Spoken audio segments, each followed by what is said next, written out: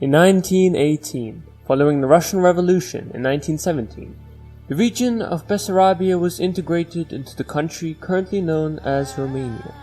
The Soviet Union caused Romania to give up Bessarabia up to the USSR as a separate country, known as the Moldovan Soviet Socialist Republic in the 1940s. On the fateful year of 1991, when the Soviet Union dissolved into the countries we know today, the MSSR declared independence and had taken the name Moldova. However, in the process of its independence, there was a decrease in industrial and agricultural output. The service sector had grown to dominate Moldova's economy and is over 60% of the nation's GDP. Its economy is the poorest in Europe and has the lowest human development index in the continent. Moldova is also the least visited country in Europe by tourists, with only 11,000 annually recorded visitors from abroad. So, why visit?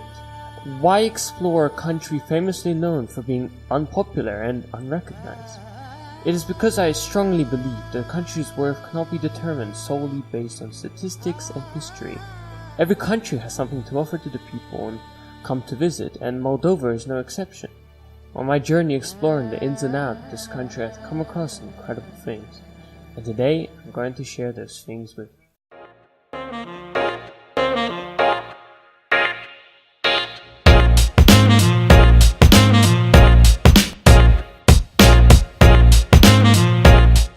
To understand what makes a country and a city, one must know a bit about the history that made it.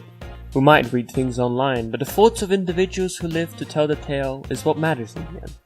When it comes to explaining a young man's life in a falling Soviet society, Alexander Kurochkin has some interesting things to say.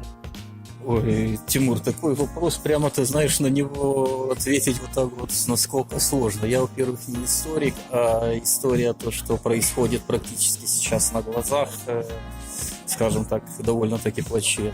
Ну и то, что вот происходило до того, как мое детство, это когда был еще Советский Союз, и Молдова входила в состав Советского Союза. То есть я могу сказать больше не историю, а как бы социальные какие-то. Как это... Как вы? Жили, как и все, то есть это было неплохо. Почему? Потому что было на тот момент при Союзе довольно хорошее социальное обеспечение. То есть политика велась в сторону народа. То есть люди на тогда, где-то до конца 80-х годов, не было такого беспокойства за завтрашний день, потому что это все было систематично, это все было защищено. То есть, ну как вот, родился, пошел в детский сад. Сколько-то там. Пришло время идти в школу, пошел в школу, закончил школу. Дальше была учеба в техникуме. Значит, если бы на тот момент Советский Союз не распался, то отслужил в армию. Ну и дальше уже как либо пошел бы дальше учиться, либо работать. Chisinau, the city that Mr. Kurochkin lived in, has clearly experienced a lot of development that he himself had witnessed with his own eyes. It all started when there was a rapid population growth in the 1950s, to which the Soviet administration responded by constructing large-scale housing and palaces in the style of Stalinistic architecture. The new architectural style brought about a dramatic change and generated the style that dominates today.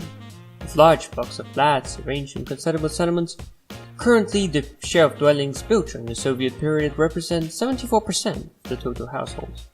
Now, some argue that Soviet architecture is very bland and uninspired, but do the city's landmarks and monuments hold to that testimony?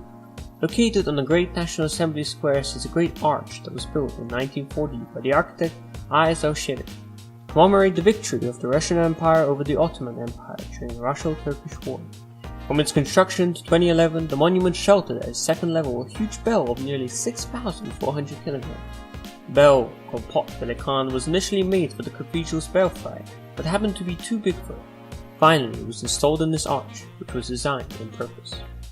Not far off is the central park of Chisinau. A statue of Pushkin, who used to stroll the park grounds in the early 1820s, was designed by Russian sculptor Alexander Opekuchin and erected in 1885 in the park center, making Chisinau the second city after Moscow to have a Pushkin monument. Originally funded by Chisinau inhabitants at the price of 1,000 golden rubles, it is the oldest surviving monument in the city. It was followed up by the construction of the statue of Stefan Selmar at the park's entrance in 1928. In 1958, the Avenue of Classic Moldova literature was opened, lined with statues and busts of Romanian and Moldovan authors and social figures. Avenue included famous figures as Alexander Hadju, George Kozbak, Mihai Eminusu, Nicole Milescu, Tudor Arghesi, as well as many others. Now, one can only go so far with landmarks, and we must delve further into the love and culture of the Moldovan people. Anastasia Filipashka, a young talented woman, tells us more about what makes Moldovan people who they are. Молдова — это большая на самом деле страна, хоть многие говорят, что такая маленькая, где еще много народу знает друг друга. Но на самом деле, мне кажется, что наша Молдова очень обширная такая страна, где же проживает много национальностей. То есть у нас есть и молдаване, у нас есть и русские, у нас есть и даже англичане, евреи, ну, очень-очень много народов.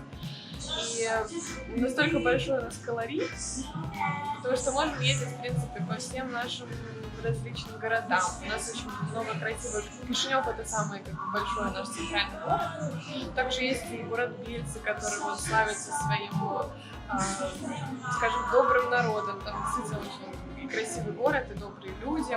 Miss Filipashka had actually launched a youth organization that prioritizes the involvement of youth in local politics. A brilliant achievement, and during the celebration we got to see a lot of brilliant and traditional song and dances of Moldovan culture.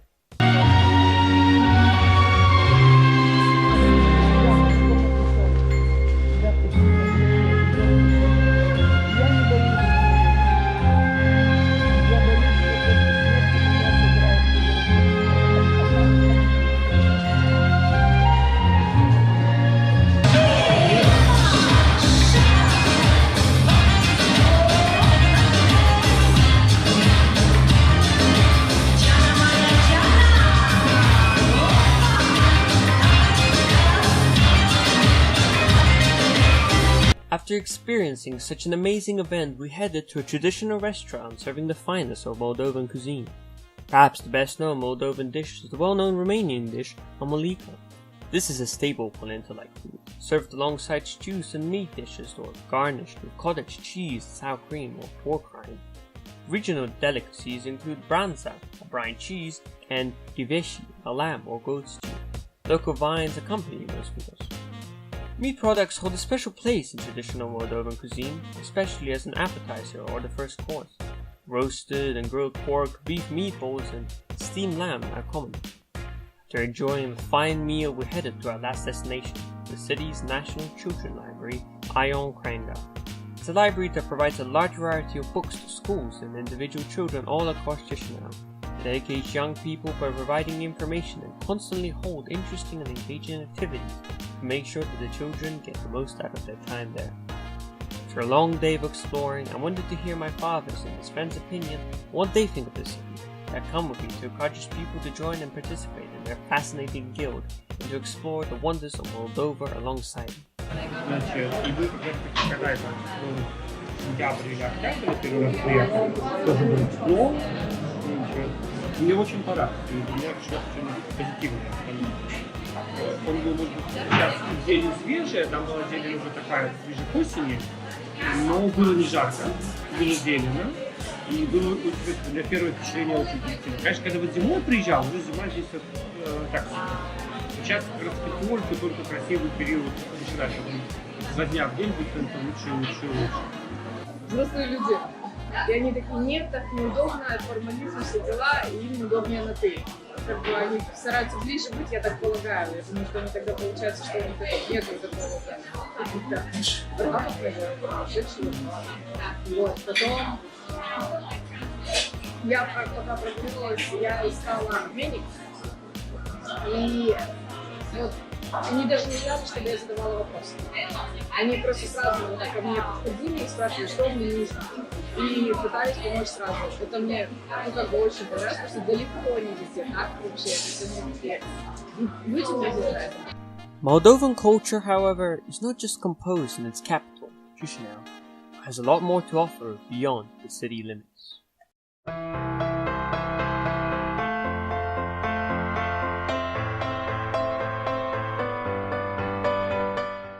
Our first stop outside of Chisinau was the city of Soroka. Found far north of Chisinau is one of the most ancient places in the country, with a lot of landmarks worth visiting. This fort right here is known as the Soroka Fort. The original wooden fort was an important link in the chain of fortifications which comprised 4 forts under the Desir, 2 forts under the Danube, and 3 forts on the north border of the medieval Moldova during the Middle Ages. Between 1543 and 1546, under the rule of Petru, the fortress was rebuilt in stone as a perfect circle with 5 bastions situated at equal distances. Afterwards, during the Great Turkish War, John Sobieski's forces successfully defended the fortress against the Ottomans. The stronghold was sacked by the Russians in the Russo-Turkish War. The Soroka Fortress is an important attraction in Soroka, having preserved the culture and kept the old Soroka in present. Soroka is also famous for its Gypsy Hill. Amid the broken sidewalks and barely paved roads, Roma residents build elaborate houses, inspired by and borrowing architectural flourishes from famous buildings in the wealthier countries including St. Peter's Basilica, the US Capitol Building, and the Bolshoi Theater. Among the mansions is the home of true royalty, the Gypsy King Arthur Cherari. On Gypsy Hill, some of the mansions are unfinished, others lack creature comforts like indoor plumbing and electricity. Many are large enough to house dozens of people but may remain empty for long stretches of time while their owners are earning money elsewhere. Regardless of what these mansions are or are not, a stroll through the neighborhood is an eye-popping experience, juxtaposing real Eastern European poverty with knockups of wealthier worlds and ideas of what it means to have status. The last attraction of the city is the incredible Candle of Soroka, a tall tower somewhat resembling Sauron's tower from Lord of the Rings. The monument was initially designed by Ion Juta. It stands at around 29.5 meters tall and symbolizes a candle that pays tribute to the anonymous heroes who have preserved the culture, language, and history of Moldova. The light of the candle can be seen at night from Oltasi in the north and Kamenka in the south. After this, we had visited a part of Moldova that was a little bit tricky to get into, and that was the unrecognized state of Moldova known as Transnistria.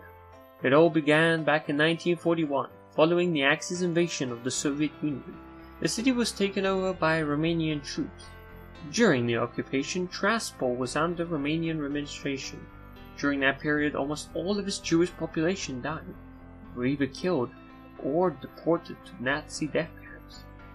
On January 27, 1990, the citizens in Tiraspol passed a referendum declaring the city as an independent territory.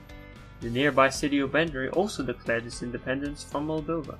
As the Russian-speaking independent movement gained momentum, some local governments band together to resist pressure from the Moldovan government from nationalization.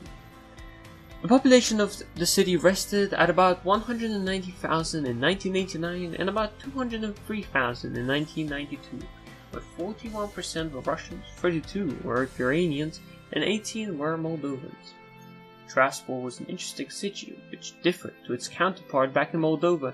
The Soviet monument and architecture was a lot more prominent here, unlike back in Chisinau, where the European culture is beginning to take place. After leaving Tiraspol and all it had to offer, we left Transnistria and drove back to Chisinau. To my surprise, there was one last place for us left to see, and it was incredible. It began when we arrived to the edge of a cliff with a view of a small town known as Old Orphan. Just below the huge hall, there was a town. The hole itself resembled a crater, and it was amazing nevertheless. After enjoying the view from above, we went down into the city to experience the town's beauty for ourselves. The ancient city of Old Jorge is a natural, historical complex located in a narrow bend of the Taraut River. It contains traces of different civilizations, including remnants of earthed and wooden fortresses that existed during the 6th to 1st century BC. The Moldovan town of Ohrid itself dates from the 14th to 16th century. The Orthodox monastery is still inhabited by a handful of Orthodox monks who remain in the church at the top of the hill. Caves are still functional as chapels. They contain an array of historical artifacts and the old church Slavonic inscriptions dating back to the 1690s, which testify that the Hajduk took shelter in the caves, hiding from the Ottoman Empire. And finally, this journey comes to an end. I hope you had a chance to see Moldova in a new light. Despite all you had read or heard about it, it is a country worth visiting nevertheless, with interesting history dating all the way back to the Middle Ages. Modern monuments that remind us of the Soviet rule of the country. Its landmarks and cultures seem inspiring, and it has something to offer to everyone who visits. People here are nice and generous, and that's reflected of the way tourists are treated. Moldova is definitely a country you mustn't avoid.